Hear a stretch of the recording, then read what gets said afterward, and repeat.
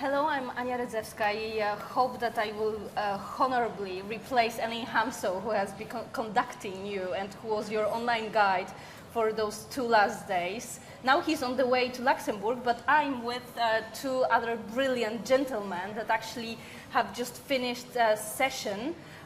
Before the title of the session and the objective of the session, the names of the people who were responsible for the session. So Ruud Janssen, I think you may give your description of what of the session.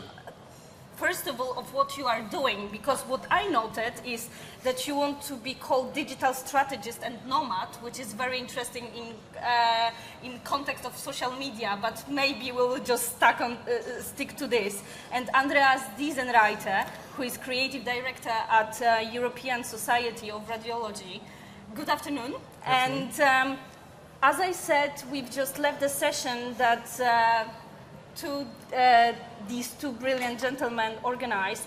The title of this session was actually quite complicated. I will try to be as calm as possible while reading it. So, Live Autopsy, Dissecting User-Generated Content at Association Conferences. And happily, we were already explained at the very beginning what was the objective of this session. So the question that we were about to answer during 2 hours of this session was, does user-generated content may create value for all event stakeholders? Yes, no, if yes, for whom and how? And I think I will pass the explanation of the whole concept of the meeting, of the session, to my guests, and I think I will ask first of all Andreas, who was the author or co-author of the project that we were actually trying to get closer to, and we were trying to think about during the session. So why actually you've come up with this concept of this kind of action, this kind of activities, and why it's now interesting so far that we've been working on that for last 2 hours. Do you mean me being rolled in as a corpse, or do you mean the projects I had? I mean about the project. I mean about the project. The project that was so much involving users. Mm-hmm. So attendees. In your case, it was a meeting. It was a conference. It was International Radiology Congress. No, I mixed somehow the name. European Congress of Radiology. Yeah. Exactly. And if we frame the discussion, we're at the end of a 2-day conference, and one of the discussions and the design that we were thinking about is we're talking about user-generated content. Let's frame the session using user-generated content. Let's make sure some of the content actually comes from the users, and we live what we describe, and we dissect the success and some successful failures of an event that was just past month in Vienna, right, Andreas? So maybe you can describe how we kind of came up with the concept and what we did within the session. Well, one of the interesting things for me was that you wanted to do an open session. So I wanted to have, what were you calling it? The thing for all people? Yes.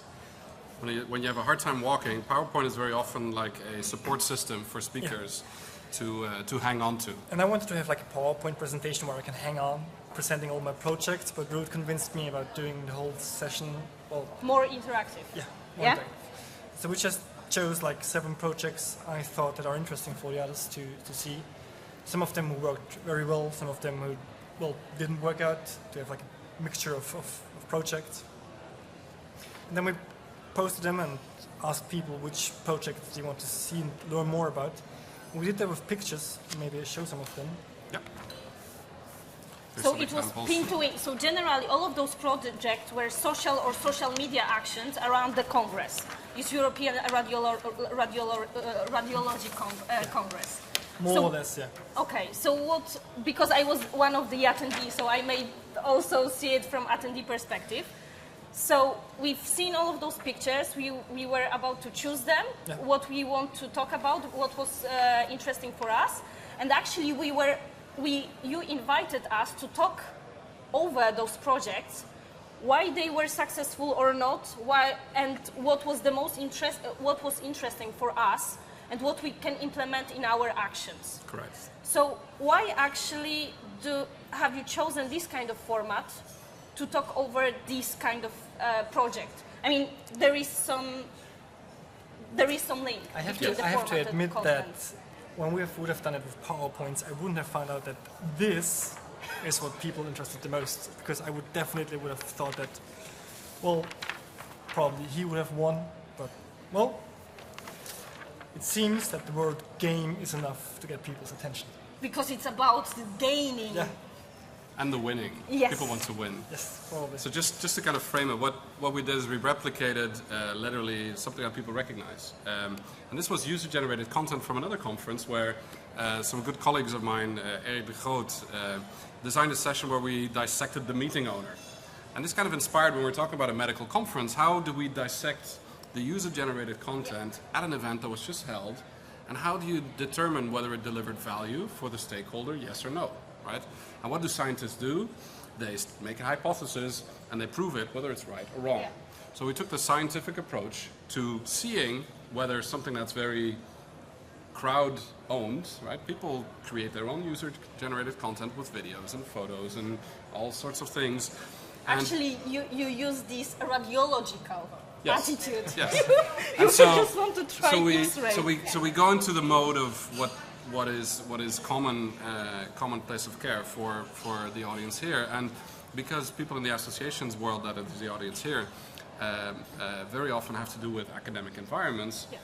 That's the reason why we chose this hypothesis and literally had the patient be carried in or be driven in actually. Which was Andreas, so like 2 hours ago which he was on the which table was inspired by lying. this design session that Erik designed back at the Fresh conference in Copenhagen, which was very interesting because it creates this tension in the room, this common place where people kind of figure out, okay, we are in different settings, it's different. something I have to is think different, something's different, there's paper all over the tables, we have different components, we have to do something. It's not just sitting back and consuming a PowerPoint.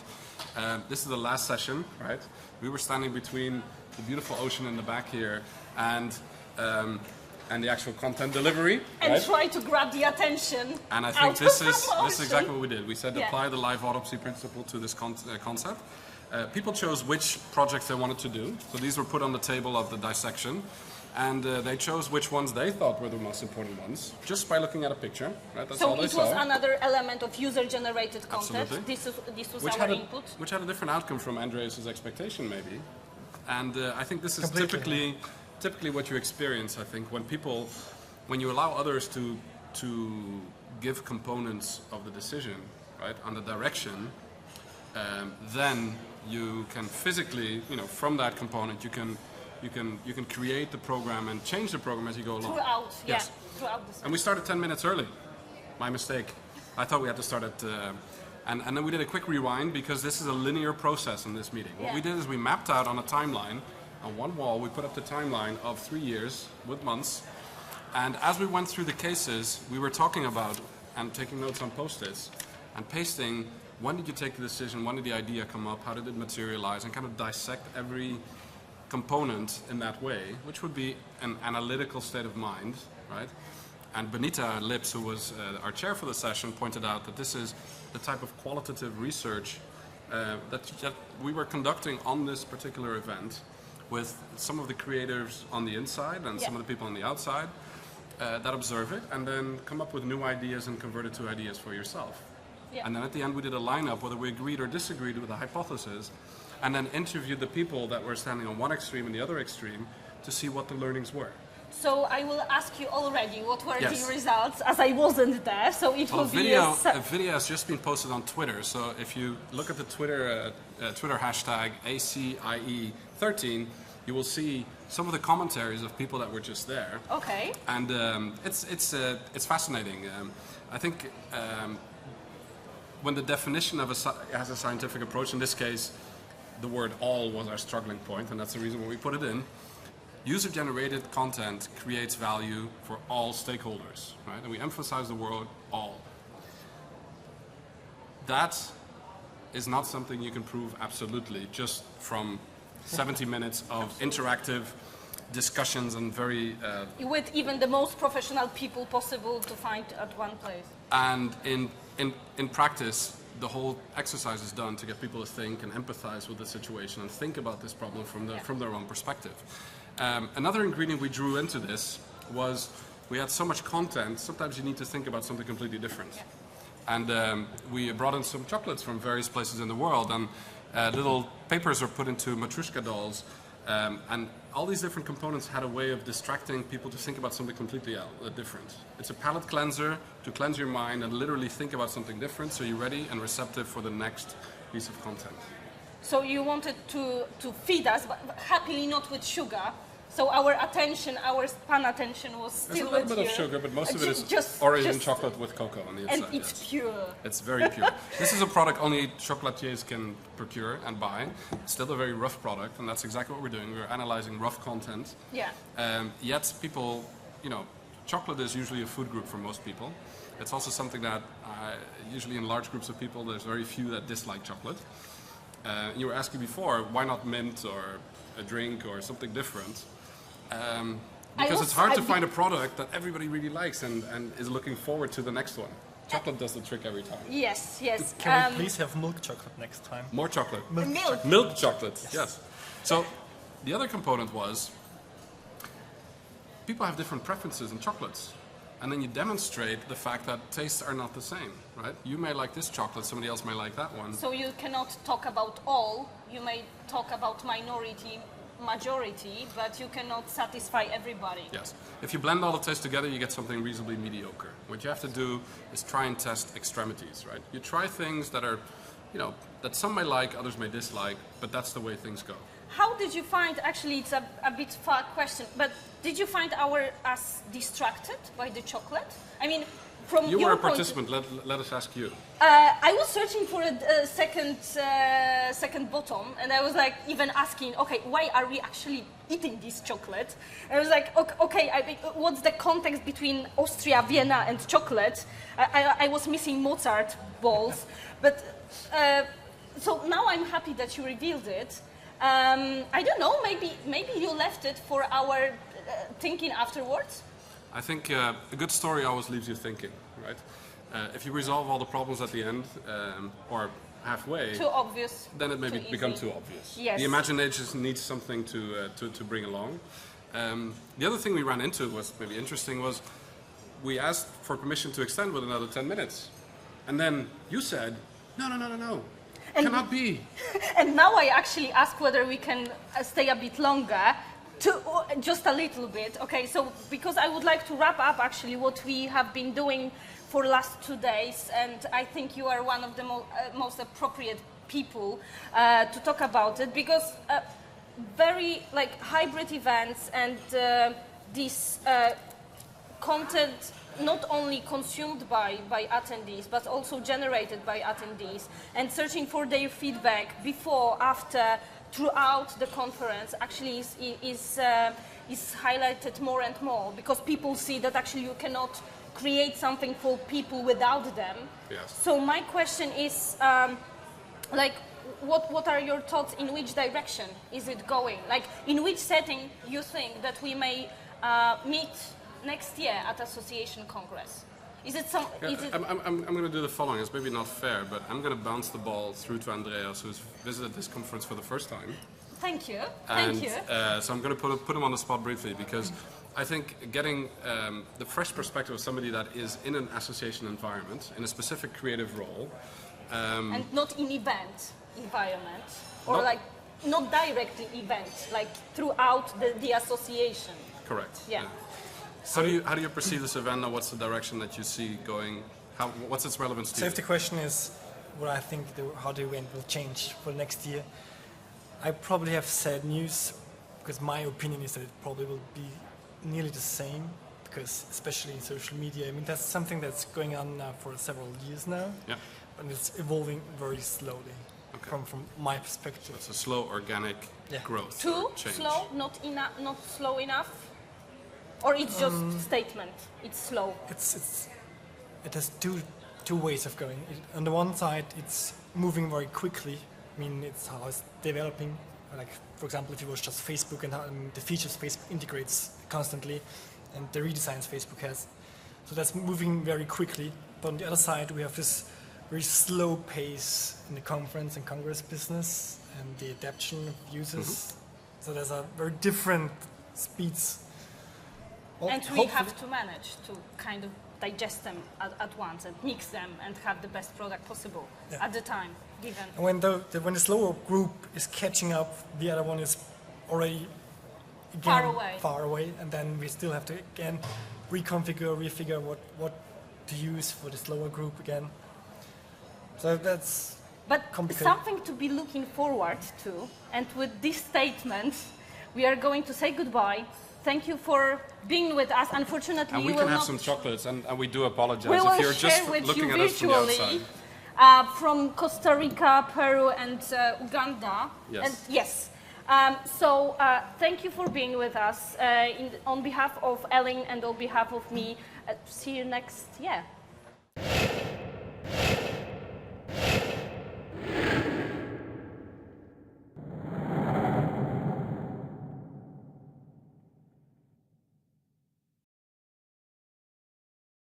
Session and the objective of the session, the names of the people who are responsible for the session. So Ruud Janssen, I think you may give your description of what Of the session. First of all, of what you are doing, because what I noted is that you want to be called digital strategist and nomad, which is very interesting in context of social media, but maybe we'll just stuck on... I will pass the explanation of the whole concept of the meeting, of the session, to my guests, and I think I will ask first of all Andreas, who was the author or co-author of the project that we were actually trying to get closer to, and we were trying to think about during the session. So why actually you've come up with this concept? Dissecting user-generated content at association conferences. And happily, we were already explained at the very beginning what was the objective of this session. So the question that we were about to answer during 2 hours of this session was, does user-generated content may create value for all event stakeholders? Yes, no, if yes, for whom and how? And I think I will stick to this. And Andreas Diesenreiter, who is creative director at European Society of Radiology. Good afternoon. And as I said, we've just left the session that these two brilliant gentlemen organized. The title of this session was actually quite complicated.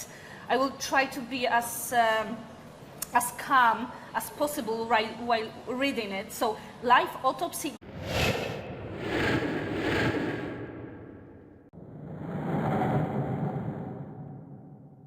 Hello, I'm Ania Redzewska. I hope that I will honorably replace Ellen Hamso, who has been conducting you and who was your online guide for those 2 last days. Now he's on the way to Luxembourg, but I'm with 2 other brilliant gentlemen that actually have just finished a session. Before the title of the